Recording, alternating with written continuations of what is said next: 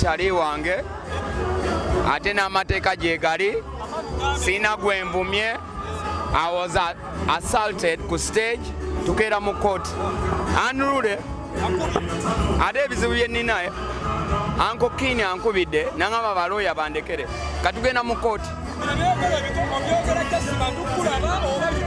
nze nga nakoowa kamera nagikuliramu nazikoowa tukeera mu court nze banange mubaddewo mugumyeko sibadde MC wa show tebanyiisiseeko nga mulaba tebansindise off stage nga mulaba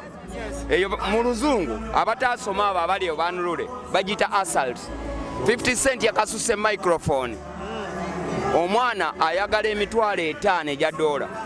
kati bitandise asina sente zenjagala nenga gwe owulira otya ye nze ndi okay musajja babadde bamukutudde ku stage ne kakati wali omutima talina kyamukisa mu bintu sibaddeyo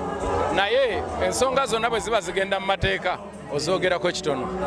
naye nga aba federation era tujja kukwatagana ne CACS tulabe ekyokukola tulabe how we can solve the problem. Naye nga amazima Eddy tubuuze eggwanga muvumyeko nina kyenkoze tebazze ku stage ne basika microphone nga mwena mulaba tebansindise ku stage nga mwena mulaba nanti kati nze brand eyange tayinza gijooga bwatyo mwanululewo nze obuzibu nasomamu ate ninamu bakenzo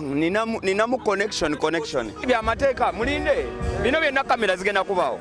katugenze mu mateeka nanti bali anulule nga te tulina amateeka agavuga eggwanga kati tulina kulaba mulindeko eno show bro